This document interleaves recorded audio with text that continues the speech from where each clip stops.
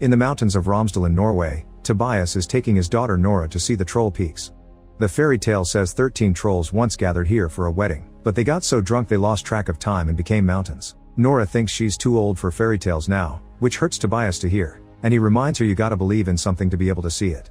20 years later, on the Atlantic coast of northwestern Norway, Nora is an archaeologist on a digging expedition with her team. Most of them are ready to give up because they've found nothing in 6 months and funds are running low, but Nora is stubborn and keeps going. Her persistence pays off and she ends up finding a dinosaur skull, for which the team throws a celebration. Meanwhile in the Dovre mountains, a construction group is working on building a new railway by digging through the mountains. This has gotten lots of attention from activists that are against such destruction of nature, but their presence is ignored. When the explosives are finally activated to start the tunnel, something deep inside the mountains growls and causes a collapse from which not all workers can run fast enough. This incident and the seismic activity it caused are immediately detected by the Norwegian armed forces, who send a reconnaissance aircraft to investigate. Sigrid is in charge of managing the cameras on those aircrafts and quickly puts together a series of visuals that she shows to her higher-ups, who decide this is big enough to alert Prime Minister Berit.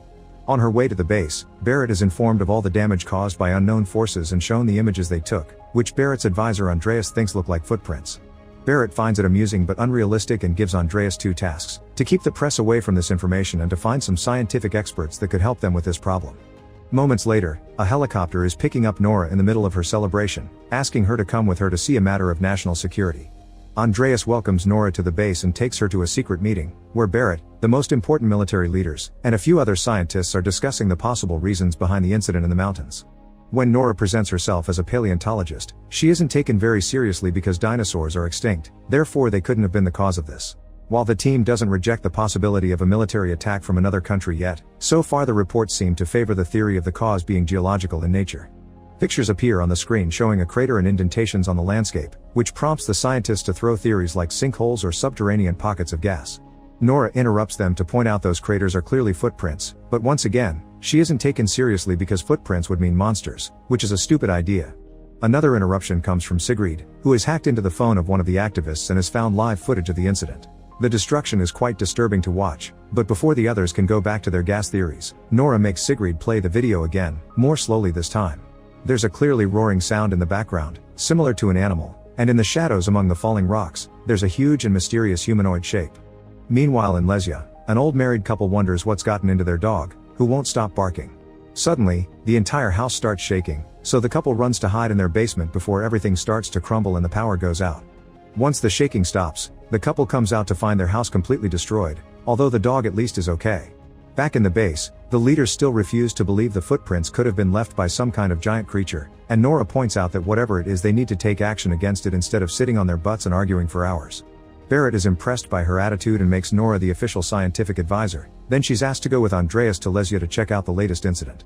On the helicopter, Andreas asks Nora how she became a paleontologist, so Nora tells him she's loved nature since she was a child, and her kiddie love for fairy tales evolved into wanting to look for the real monsters underground. Her mom died when she was 10, and her dad was a professor of origin mythologies and folklore, but the older he became, the less he could distinguish between reality and fiction. This is why Nora hasn't seen Tobias in years. Andreas confesses he wants to be a writer and is excited about the possibility of this incident having supernatural causes, but Nora cuts him off when they arrive at their destination, shocked by the damage to the landscape. The military is already securing the area, and Nora is welcomed by Captain Christopher, who shows them the tracks that came from across the river and into the valley, then make it 2 miles south into the mountains before simply stopping. The soldiers did a full sweep of the area, but they found no other clues. Nora asks the old couple some questions, but they didn't get to see much because a giant moving figure was blocking the sun. They did hear something though, a loud howling that sounded like a very sad melody. Afterward, Nora takes a closer look at the damage and notices a very strange and strong smell that she decides to call hypernature. She also uses UV light to look for biological traces, but she finds nothing other than earth and stones. Nora asks to be taken to the place where the tracks suddenly stop, and the thermal scanner shows no signs of life, only mountains. Since this creature is too big to hide or disappear, Nora wonders if it's capable of camouflage. Nora's starting to come up with some theories, but she is still unsure, so she takes Christopher and Andreas to see Tobias, who comes out with a firearm when he sees strangers on his property, especially an armed soldier. After Nora makes him realize this is the daughter he hasn't seen in years, Tobias accepts to let them in, although he'll have to put on some pants first. Tobias' house is filled with paperclips and research that show his obsession with finding a mythical creature known as a troll. Nora stops him from talking about all his theories about trolls being real and the witnesses being silenced and asks him to concentrate on the footage she proceeds to show him, explaining she thinks his old work may have some clues. After all, nobody knows these mountains better than him. However, Tobias thinks this footage proves his troll theory is real, and when Nora points out scientists would have already found troll DNA if they actually existed, Tobias reminds her that the Christianization of Norway got rid of all the mythical creatures, and when he was about to reveal it all, Tobias was sent to the loony bin. He thinks the people in charge have always known, and fairy tales were written to make trolls look evil and dumb when they're actually pretty smart. Nora can't believe what she's hearing, but Tobias is too excited for objections and joins the team to continue the investigation. When they arrive at the area where the tracks stop, Tobias immediately notices that the topography is all wrong and doesn't match the maps. He also points out this is like being on an adventure together again with his daughter, but Nora doesn't want this to be some kind of reconciliation. Suddenly, the smell of hypernature hits their noses and the sky darkens as the mountain behind them opens an eye. It turns out both father and daughter had been correct. The creature is indeed a troll, and its ability to camouflage has allowed him to pretend to be part of the mountain, explaining why the topography was wrong. The troll stands up, showing its mighty body and roaring at them, thus the team runs back to the helicopter to get away. They still manage to get the troll on camera though, and when the base gets the transmission, they can't deny the truth any longer. Christopher takes the group to his military camp in order to call the base to inform them of what they've learned. Nora continues to use the words unknown creature not to look crazy, but Tobias interrupts her to tell everyone that it's a troll that got bothered by the construction in the mountains, which Tobias considers a mockery of nature. The leaders consider him to be crazy and kick him out, but when Nora asks for more time, she isn't hurt either. They're worried about the safety of their country, so they'll go ahead and prepare a military operation. Afterward, Nora is furious with her dad for ruining it all and wants to leave, but Tobias changes her mind when he explains he knows this isn't a fairy tale, this isn't a troll that will simply be pushed back by weapons and sunlight. The troll has woken up alone and is scared, thus weapons will make it even angrier, not to mention nature always pushes back. Nora accepts he's right and stays. Now it's just a matter of convincing Christopher of taking them with him. He at first turns them down, but after some begging from Nora, he accepts to hide the trio in his helicopter as long as they promise to follow his orders. Night has fallen over Heidel by the time the whole military operation makes it there. While they wait for the troll to appear, Tobias and Nora remember the old fairy tales they used to share during their adventures, and the two of them finally reconcile. The troll shows up a moment later, but when he gets close enough he stops moving, and Tobias is sure the creature knows they're there. The soldiers open fire on the troll, ignoring Tobias' warnings that it'll only make him angry, but the bullets and the explosions do nothing and only cause it to attack back just like Tobias predicted. Everyone begins running away as the troll destroys everything in its path, including the cameras that were transmitting the operation to the main base. The team hides behind a tree with a wounded soldier, and when they're about to move away, the troll reaches down and grabs the soldier to eat it. Tobias explains the troll probably smelled the blood from the soldier's wounds. Nora, Andreas, and Christopher want to run away, but Tobias decides to approach the troll and try a friendly approach. To everyone's shock, the troll actually stops moving and answers Tobias' gentle words with peaceful groans, but unfortunately not all the soldiers got the memo. A truck opens fire on the troll again, and when the creature turns around to counterattack, it accidentally hits Tobias in the process. As the troll walks away, Nora rushes to her father's side, and Tobias mumbles the words the palace, the king, home, asking his daughter to remember to believe before he dies. When they return to the base, Nora keeps herself busy looking over Tobias' research to forget the pain and look for a solution. When Andreas and Christopher come to check on her, they inform her they've lost sight of the troll for now, but the army is getting ready for an airstrike. Nora thinks this attack will have the same result as the first one, meaning they need to think outside the box. The fairy tales say trolls don't like sunlight, but they've seen this one come out in daylight. The other clue they have is Tobias' mention of how the trolls were destroyed by the Christianization of Norway, which gives Nora an idea. They contact Barrett and the others to explain that stories say trolls used to throw boulders at churches when they heard the bells, which means bells are what they need to use. The leaders think this is ridiculous, so Christopher has to cut in to remind them nothing has worked so far and they need alternatives, thus Barrett reluctantly gives them permission to carry on the plan. The troll reappears moments later, coming closer to the Hunderfossen family park and causing massive panic among the crowd.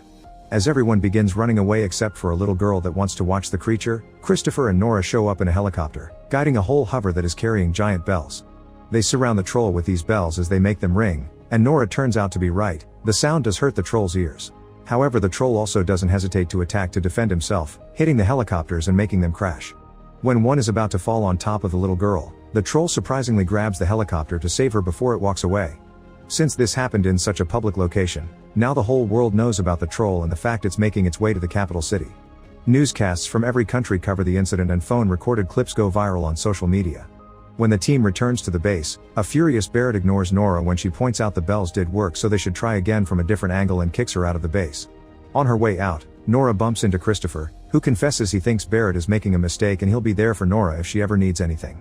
In the conference room, the military leaders tell Barrett about some dangerous missiles that haven't been officially approved yet. Barrett can't believe she didn't know about this, and Andreas points out such weapons shouldn't even be considered, but this only gets him kicked out of the room. Seeing as he won't be taken seriously, he decides to quit and rejoin Nora on his way out, telling her to get ready because they're evacuating the city. Moments later, Barrett appears on TV officially announcing a state of emergency and asking all the citizens to collaborate as their soldiers take over to prepare for the next operation and help them evacuate without issues. Nora and Andreas are in the same car and get stuck in traffic, so Nora uses this time to keep looking at Tobias' research. The pages keep mentioning Sinding and something about a gatekeeper, which prompts Andreas to comment it could be Rickard Sinding, the Lord Chamberlain at the Royal Palace. Nora suddenly remembers Tobias mentioning King, Palace, home before his death, and reaches the conclusion they need to go to the Royal Palace. Andreas drives them there and they are stopped by the guards at the gate, but Sinding immediately comes to let them in because he expected Tobias or someone related to him to show up sooner or later. Sinding explains he respected Tobias, even if Tobias hated him, and his stubbornness allowed him to be one of the few people that discovered the secret underneath the palace. Once upon a time, it was considered good luck to build a palace on top of another king's home, and it turns out this particular palace has been built where the Troll King used to live. Nora and Andreas are taken to a tunnel full of troll bones as Sinding explains that the Christianization of Norway killed everything that went against their faith. They ambushed the royal troll family and only spared one baby to lure the king into the mountain. There, they locked it inside a cavern and left it for dead. 12 years ago, Tobias found out about all this and Sinding sent him to the loony bin to guard the secret. He feels bad about that, but still considers it the right thing to do, which makes Nora furious.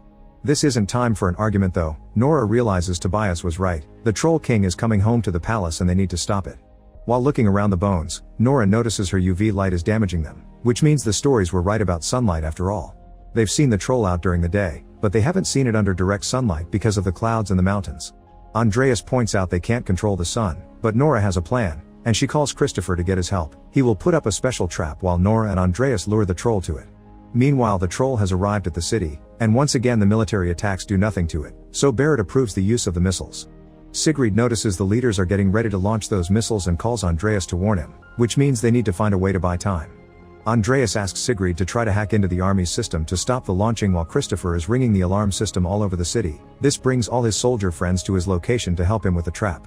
Sinding helps as well, asking the guards to put one of the troll's skulls on the biggest truck they have, which Nora and Andreas will drive around the city to lure the troll away from the palace. It takes Sigrid a few tries to get into the system, but once she's in, she immediately stops the missiles, giving Nora and Andreas the time they need. When the troll comes closer, they finally take off and reveal the skull on the back of the truck, which causes the troll to roar in anger and go after them as planned. Nora calls Christopher to tell him they're on their way, prompting him to offer a motivational speech to his soldiers in order to keep them brave when the monster finally appears. After lots of crazy driving through the streets of Oslo, Nora and Andreas reach the highway only to accidentally lose the skull in the process. The troll stops running to pick it up, letting out a painful grieving groan for its children before it notices its reflection on a building. When it tries to touch the glass, it breaks and the sudden shattering noise startles the troll, causing it to accidentally drop the skull, which breaks into 1,000,000 pieces. Furious, the troll roars in pain, making Nora feel how sad it is over being the last of its kind. The creature comes after them for revenge and Nora goes back to the original plan of driving away, dodging all the destruction the troll is causing the best she can. At the base, Sigrid's hacking is discovered and her computer is taken away so they can restart the system. Seconds later, Nora and Andreas make it to the area with the trap, so they jump out of the truck to finish luring the troll right to the center as it steps on the vehicle. The troll tries to step on Nora next, but at that moment, the soldiers activate dozens of UV lights that surround the creature and start burning it. The plane with the missiles is coming closer too, but the pilot hesitates when he sees civilians on site. An argument begins at the base to see if they should abort or not, inspiring Sigrid to punch the idiot that doesn't care about his citizens, and the operation is effectively aborted. Barrett and the other people at the base watch on their screen how the troll is slowly dying, and Christopher's soldiers are already celebrating the victory. However, Nora can't stand hearing and seeing a life suffer like this and turns off the power to save it. The soldiers get ready to shoot, but Nora stops them too before approaching the troll the same way her father did, gently asking it to go back to the safety of the mountains. The troll stares at her, considering her words, but before it can react, the sun begins to rise and it burns the troll until there's nothing left but rubble. As everyone basks in their victory, Andreas jokes about what they should call this new monument or hill, and Nora decides it shall be the Tobias Boulder. When Barrett arrives a moment later, she thanks Nora for her work. Andreas reminds the Prime Minister that he quit and announces he'll be a writer. Then when he walks away with Nora, he wonders if there may be more creatures hidden in Dovre. Meanwhile, deep in the mountains, something is starting to move under a pile of rocks. Make sure to subscribe and turn on notifications so you can watch more videos like this. Thanks for watching.